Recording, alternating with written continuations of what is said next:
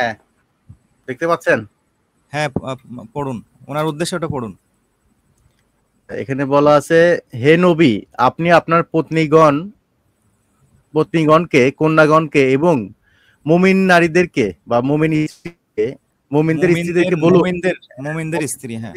মুমিনদের স্ত্রীদেরকে বলুন তারা যেন তাদের চাদরদাংশ নিজেদের উপর টেনে নেয়, এতে তাদেরকে চেনা সহজ হবে, ফলে তাদেরকে উত্ত্যক্ত করা হবে না। আল্লাহ পরম ক্ষমাশীল এবং দয়ালু। উনি কিভাবে পর্দা করবেন? একজন বিশ্বাসীর স্ত্রী বা বিশ্বাসীর নারীরা, অর্থাৎ একজন মুমিনের মা, তার কন্যা, তার বোন, তার স্ত্রী ইত্যাদি, এনারা কিভাবে পর্দা করবেন? এই আয়াতে, সূরা আহজাবের 59 নম্বর আয়াতে এখানে বলা আছে। এখানে বলা হয়েছে যে চাদরের কিয়দাংশ নিজেদের উপর টেনে দিতে। একটা চাদর দিয়ে ওই যে হিজাবের মতো বা নেকাবের মতো যেটা করে, এভাবে টেনে দিতে, যাতে তাদের চেনা সহজ হয়। এখন আপনি যদি চান যে আমি মুখ খুলে রাখবো, কোরআন আপনাকে এটা অনুমতি দিচ্ছে। আর যদি চান না আমি মুখ ঢেকে রাখবো, কোনো অসুবিধা নেই, আপনি মুখ ঢেকে রাখতে পারেন, চোখ বের করে রাখতে পারেন, কিন্তু হাতে বা পায়ে মোজা দিয়ে একেবারে এরকম করে কোরআন অতটা কঠিন করেনি। আপনি ভয় পর্দা করতে পারেন। আর এটা হলো শারীরিক, মানে শরীরের যে লেবাসে সেই পর্দা। আর ওই যে ভাই বললেন না, HM ভাই বললেন যে নারী পুরুষ উভয়েরই পর্দা রয়েছে। ভাই ওটা একটু বলেন, যৌনাঙ্গ হেফাজত করার বিষয়টা। আচ্ছা, এই বিষয়ে আরেকটা বিষয় বলা আছে, এই যে আমি বলতেছি দেখেন, এটাকে এখানে বলা আছে, ইমানদারদেরকে বলুন, এটা সূরা নূরের 31 নম্বর আয়াত, ঠিক আছে? ইমানদার নারীদেরকে বলুন তারা যেন তাদের দৃষ্টিকে নত রাখে, এবং তাদের যৌনাঙ্গের হেফাজত করে। তারা যেন যা সাধারণত প্রকাশমান তা ছাড়া তাদের সৌন্দর্য প্রকাশ না করে। তারা যেন তাদের মাথার ওড়না বক্ষ দেশে ফেলে রাখে, এবং তারা যেন তাদের স্বামী, পিতা, শ্বশুর, পুত্র, স্বামীর পুত্র, ভ্রাতুষ্পুত্র, ভগ্নীপুত্র, স্ত্রীলোক, অধিকারভুক্ত বাদী, যৌন কামনা মুক্ত পুরুষ লোক, যারা নারীদের গোপন অঙ্গ সম্পর্কে তাদের ব্যতীত কারো কাছে তাদের সৌন্দর্য প্রকাশ না করে। তারা যেন তাদের গোপন সাজসজ্জা প্রকাশ করার জন্য জোরে পদাচারণ না করে। মুমিনগণ, তোমরা সবাই আল্লাহর সামনে তওবা করো, যাতে তোমরা সফলকাম হও। ভাই, সুন্দরভাবে ডিটেল বলা আছে, এর থেকে বড় ব্যাখ্যা আর কিছু দরকার নাই ভাই, ঠিক আছে, আমার কাছে মনে হয়।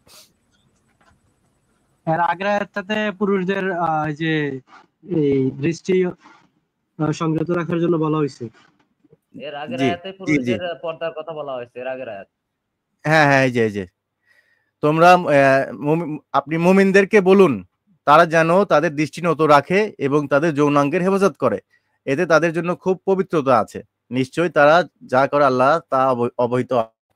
মানে এখানে দুইজনের কথাই বলা আছে পরপর দুই আয়াতে। একটা সহজ সমাধান, খুবই সুন্দর একটা কিতাব। এখানে আসলে মানে এটা বিশ্লেষণের জন্য আর কোথাও যাওয়ার প্রয়োজন আছে বলে আমার মনে হয় না। জি শামীম ভাই বলেন। আর শাস্তির কথা বলা হয়েছে ব্যভিচারে লিপ্ত হইলে সূরা নিসার 15-16 নম্বর আয়াতে, আর সূরা নূরের 2 থেকে 4 নম্বর আয়াতে। হ্যাঁ, আপনি ওটা বের করুন। আর যেহেতু ভাই আবার অন্যদিক চলে যাচ্ছে, মানে পর্দা জানতে চাইছে এটাই, আসলে অপরাধ করলে কোন অপরাধে কি সেটা ওটা অন্য বিষয়। উনি জানতে চাইছে শুধু পর্দার ব্যাপারটা। পর্দা, আর পর্দা বলতে আমরা উনি উত্তর পাইছে, আমার মনে হয় উনি ওনার উত্তরটা পাইছে। উনি লিখেছেন, ওনার কমেন্টসে একটু হাইলাইট করেন, এই আয়াতটা জানার পরে উনি লিখেছেন, অপারেটর সাহেব, তাহলে কোরআন দিয়েই তো আমাদের চলতে হবে, হাদিস তো মানা যাবে না। না না, আপনি হাদিসকে প্রত্যাখ্যান করবেন কেন? অনেক হাদিস আছে, অনেক সুন্দর সুন্দর কথা বলে, সেগুলো আপনি শুনলেন, উপদেশ গ্রহণ করবেন শুধু কোরআন থেকে। ধন্যবাদ। আর পর্দা বলতে আমরা যেটা বুঝি সেটা হলো মানে নাকে মুখে কাপড় দিয়ে ঘুরে বেড়ানো, এইরকম না। পর্দা বলতে লেবাসে এবং অন্তরের ভিতর থেকে কিভাবে আপনি এটাকে করবেন আর কি। পর্দা তো শুধু বাইরের বিষয় না, এটা মানুষের যৌবন বা যে সেক্সুয়াল লাইফ এর সঙ্গে সম্পর্কিত, এই জন্য আর কি। আপনি যদি হাদিসে পর্দা করতে চান হাদিস মোতাবেক, তাহলে দেখবেন হাদিসে পায়ে মোজা পড়তে হতে পারে, হাতে মোজা পড়তে, আমার এখন আমি একটু অ্যাড করে দেই সাইদ ভাই। করতে পারেন। আর সেটা কোরআনে হচ্ছে কি, মানলে আপনি মুখ খোলা রাখতে পারবেন। কোরআনের আহজাবের 59 নম্বর এতে বলছে তারা যেন চাদরের কি অংশ, চাদর বা গিলাপ, ওই যে কাবার উপর যে গিলাপটাতে ঢেকে দেয়, এটা হচ্ছে চাদর, গিলাপ বলে। চাদরে কি অংশ তাদের মাথার উপর দেয়। আর সূরা নূরে তো দেখলেন ওখানে তাদের বক্ষে যেন চাদরটা বক্ষ পর্যন্ত যেন হয় আর কি। তো তাদেরকে যেন আলাদা আলাদা ভাবে শনাক্ত করা যায়, চেনা যায়, মানে সেক্ষেত্রে একটা ইঙ্গিত আছে যে আপনি মুখ খোলা রাখতে পারেন। কিন্তু আপনি যদি চান না আমি করব, আমি ওভাবে চলবো, মুখ হ্যাঁ ঢেকে হ্যাঁ রাখবো, হ্যাঁ হ্যাঁ, অসুবিধা নেই, আপনি আমি করতে আমি পারেন। আমি এটাই বলতে চাচ্ছি যে এটা মানে মুখটা ঢেকে রাখাটা বিধান না, ঠিক আছে? এটা জন্য আপনাকে শাস্তি দেওয়া হবে না। কিন্তু যদি আপনি মনে করেন যে ঢেকে রাখবো, আমার মোজা পরে থাকতে আমার ভালো লাগে, বা আমার কোনো সমস্যা নাই, আমার হাজবেন্ড এটা আমার পছন্দ করে, ওকে আমি করব, আমার বাপ পছন্দ করে আমি করব, করেন, কোনো সমস্যা নাই। কিন্তু এটাকে কেউ বিধান বানায়েন না যে এটা না করলে জাহান্নামে আগুনে মুখ পুড়বে। এরকম কথা যদি কেউ বলে তাহলে সে ভাই বিধান লঙ্ঘন করলেন, তাহলে তিনি এই যে সূরা নূরের 31 নম্বর আয়াতের ভায়োলেট করলেন। এখানে তো আল্লাহ বলতেছেন যে যা সাধারণভাবে প্রকাশিত হয় ততটুকু ছাড়া যেন প্রকাশ না করে। মানে সাধারণভাবে কি প্রকাশ পায়? সাধারণভাবে ফেসটা প্রকাশ পায়। এবং আল্লাহ তো বলতেছে যদি আপনার ভাবে টেনে নাও যাতে তোমাদেরকে চেনা যায় যে এটা সম্ভ্রান্ত মহিলা বা মেয়ে, আপনার ড্রেস কোড দেখে যেন আপনাকে চেনা যায়। তো এটা কিন্তু সুন্দরভাবে বলা বলা হচ্ছে।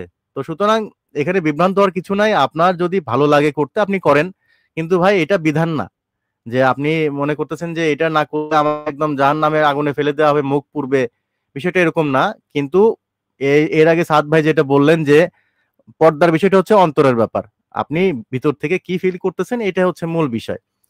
অনেকেই আছে দেখবেন যে অনেক ওপেন ওপেন ইয়ের কান্ট্রিতে ঘুরে বেড়াচ্ছে যে তাদের কোনো অসুবিধা হয় না, তারা ওপেনে ঘুরে বেড়াচ্ছে, বা অনেক লোক আছে দেখবেন যে তারা ওখানে তাদের মতো করে চলাফেরা করছে, তাদের কোনো অসুবিধা হয় না, কিন্তু অসুবিধা ভাই হচ্ছে আমাদের, অসুবিধা অসুবিধা ঠিক আছে? হয়, আমরা আসলে জানি না। আমি পরিসংখ্যান দেখেন, পৃথিবীতে দর্শনের হার সবচেয়ে বেশি ইউএসএ তে, আমেরিকাতে, তারপরে ইউরোপে। আমরা বলি যে হয় না, আসলে হয়, কিন্তু তারা সেটা কখনোই সামনে আনবে না। আপনি পরিসংখ্যান দেখেন, সারা পৃথিবীতে ধর্ষণের পরিমাণ সবচেয়ে বেশি ইউএসএ তে, তারপরে ইউরোপে, তারপরে আমার হ্যাঁ, সেটা হতে প্রতিবেশী পারে। দেশে। কারণ কি? কারণ জি। আছে, ওই যে যেটা বললেন, আমাদের সামনে আসলে ওইগুলো আনা হয় না। আর আপুর কাছে আমার একটা প্রশ্ন আছে, উনি যে বললেন পর্দার কথা। আচ্ছা, আমরা তো হাদিস অনুসারে জানি যে মা আয়েশা যুদ্ধেও গেছেন, যুদ্ধ করছেন। তাহলে যুদ্ধে কি এইভাবে মুখ চোখ মুখ ঢেকে সবকিছু ঢেকে গেছিলেন? না, সবকিছু উনি ঢেকে ঘোড়ায় কি চড়ে যুদ্ধে যুদ্ধে যাওয়া গেছেন, সম্ভব? ঘোড়ায় আচ্ছা চড়ে না, যাই যুদ্ধে ঘোড়ায় হোক, চড়ে যুদ্ধে আমরা আমরা ঢেকে এই আদৌ কি টপিকে সম্ভব? বেশি দূর আপু না যাই। না না, উনি যাবো না, প্রশ্ন করেছেন, উনি প্রশ্ন। জি। বলেন না। তাহলে আপু আপনি আপনার জ্ঞান দিয়ে চিন্তা করেন যে যখন যুদ্ধে গেছে তখন না না নারীরাও না, তখন ইয়ে যুদ্ধ মাজেদ করতেন। ভাই, মাজেদ ভাই, এটা কিন্তু হ্যাঁ, হ্যাঁ, আমি ওপেন করেই দিলাম বিষয়টা যে এটা মানে ডিবেট হ্যাঁ, করার মতো সেটাই। কোনো টপিক না।